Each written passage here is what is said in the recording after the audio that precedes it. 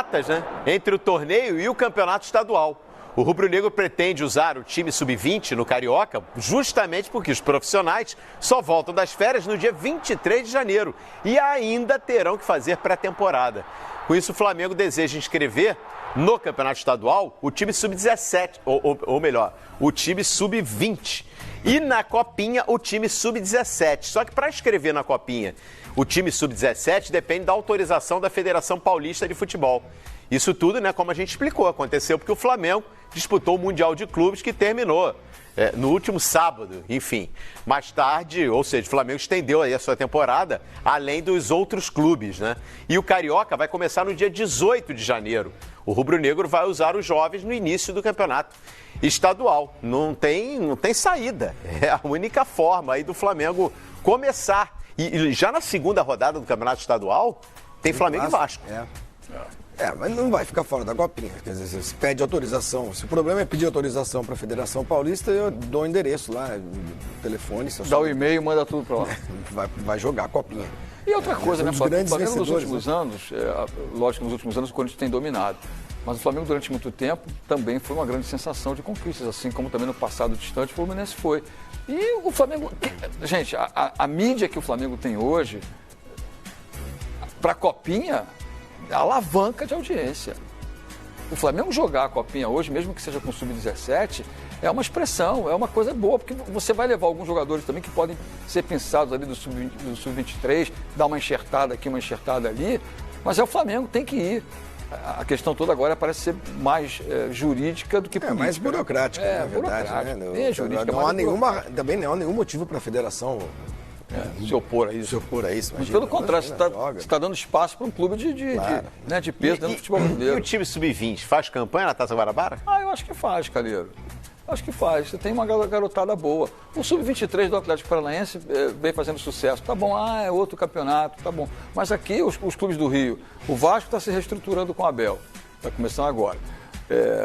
O Fluminense, quando a Elma está começando o trabalho. Tá bom, o Jorge Jesus fica, ninguém sabe, mas a tendência é que fique. Talvez não seja ele o técnico do Sub-23 no primeiro turno. Não será. Não será. Entendeu? Chama Fera, o filho do Marco Antônio. Marco Antônio Feliciano, lateral esquerdo da Copa do Mundo de setembro. Então, que já fez até um trabalho razoável em alguns jogos na camisa do Flamengo. E está lá como funcionário do clube, é evidente, e trabalha na base. E o Botafogo que vem aí tentando se reformular e não acho que seja nenhum demérito do futebol carioca. O Flamengo pode começar, por exemplo, Pedro Rocha pode jogar esse começo de campeonato. Lógico. O zagueiro Gustavo Henrique, que virá, né? Pode começar o campeonato. Sim. Tem um outro jogador que está voltando de empréstimo, entendeu? O jogador do Flamengo tem gente também outro time, claro, dá para começar tranquilo. Quer ver? Eu tô abrindo aqui, o goleiro, aquele que foi até convocado para a seleção, como é que chama o menino? Hugo? É isso? Que foi convocado para a seleção. Que é enorme, né? O Flamengo vai jogar essa daqui é a primeira fase, né? Que já começou a primeira fase, inclusive, do Campeonato Estadual. Sim. A primeira rodada do Flamengo... meteu 3-1 no Macaé. Fácil. 3-1. O Flamengo não tem ainda o adversário confirmado na primeira rodada, porque depende justamente dos classificados desse grupo. Mas já na segunda rodada, no dia 22, o Flamengo tem o Vasco. E aí no dia 25, Volta Redonda, no Maracanã.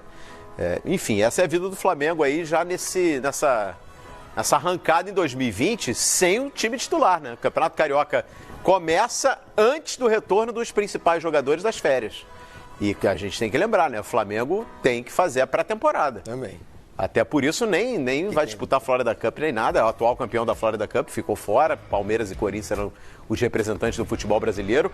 E que situação, né? E como novidade ainda tem a Supercopa do Brasil, que eu adoro essa ideia, hein? Dia 16 de fevereiro. Exatamente, eu gosto dessa ideia. Sim, em Brasília, às 11 da manhã. Contra o Atlético Paranaense. Campeão da Copa do Brasil e campeão brasileiro. O Flamengo já pode começar um ano, o Flamengo ou o Atlético podem começar o ano com um título, é uma taça. Como não, né? Por que não? Eu gosto, eu acho muito bom. Eu acho que esse jogo, inclusive, deveria ser o jogo de abertura da temporada do futebol brasileiro. Se as coisas fossem, boa. Se as coisas fossem um pouquinho mais organizadas e menos apertadas. Mas, de qualquer maneira, fazer um jogo desse com o Flamengo em Brasília é garantia de casa cheia. Eu gosto muito da ideia do Rodrigo Bueno. O Rodrigo Bueno defende a tese que o Campeonato Brasileiro deveria começar em fevereiro. E o estadual, ele encaixar nesse início de brasileiro nas datas de meio de semana. E aí inverte. Quando vai chegando na reta decisiva dos estaduais, inverte. Joga o brasileiro pro meio de semana e joga as finais dos estaduais para os finais de semana. É uma possibilidade. Eu gosto. Que cavala também com que agora que é Libertadores Copa do Brasil. E Copa do Brasil. Você tem que fazer uma ginástica ali para encaixar as datas. É muito louco. Você tem que encaixar as datas, né? Mas, por exemplo, se você arrancar, por exemplo, com o estadual em fevereiro e quando chegar nas datas, você não precisa correr com o brasileiro, espremer lá em abril para maio. Começa antes, vai conciliando com as finais estaduais. Por que não? Pode ser. A única certeza que, do jeito que tá, é ruim. Eu sou contra extinguir os estaduais. Eu também, eu sou totalmente contra. Eu acho que eles... É da nossa cultura. Eles alimentam as rivalidades locais. Eles têm sido... emprego. Sim, além de tudo. E tem sido, para muitos clubes grandes do Brasil, de história e tal, a única chance de ganhar um campeonato, ganhar um título. Que chance que Botafogo, Fluminense e Vasco têm de ganhar um título em 2020, por exemplo? Exceto o Campeonato Carioca.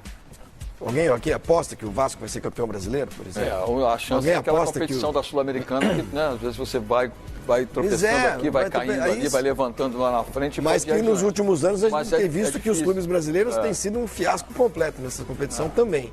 Então, é só pegar. Muita gente ficou mostrando aqui lista dos títulos na década, né? Década que acaba agora em 2020, dos grandes times brasileiros.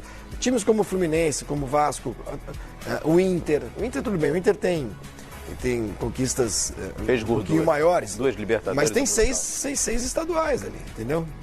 O São Paulo o Inter chegou a ser penta antes da chegada do Renato. Exatamente. Né? O Renato então, às vezes, para alguns times, é a única chance de levantar uma taça. O Bahia vai ser campeão brasileiro? Não. Vai ser campeão da Copa do Brasil? Muito dificilmente. Mas vai ser campeão estadual. Eu gosto dos estaduais porque, acima de tudo, primeiro que você gera emprego. Né? Você não fica em torno, simplesmente, dos principais centros. E você renova. Você está sempre revelando jogadores. Esse menino Martinelli do Arsenal, onde é que ele se destacou? Ituano. Jogando no Ituano, Campeonato Paulista. E hoje é um dos principais nomes da Premier League. Quer dizer, você fazendo trabalho, você peneirando, você vai achar jogador. E há campeonatos fortes, Calheiro. Você pega o Paulista, por exemplo, né?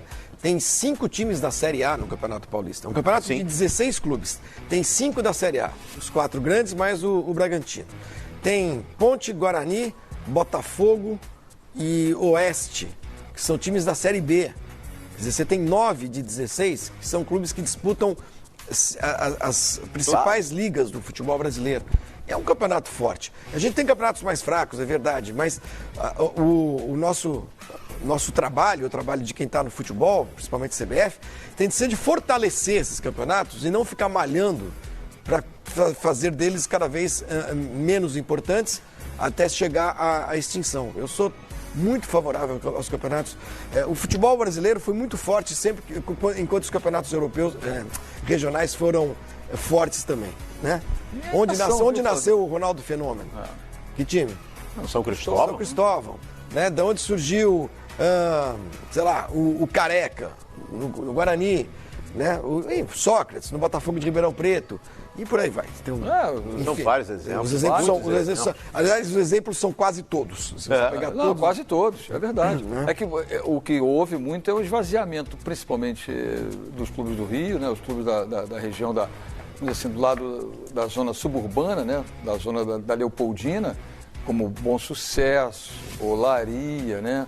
Madureira, da Zona Norte, né? Bangu também. Mas aí, Bom Sucesso ganhou a Copa Rio. Aí fez opção em jogar a Copa do Brasil, vendeu a vaga. Exatamente, vendeu a vaga.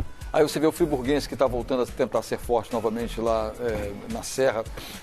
Então, é isso. E São Paulo é a mesma coisa, mas só que São Paulo você tem as grandes cidades que são sempre fortes pelo potencial que elas oferecem. Por exemplo, a Ferroviária foi comprada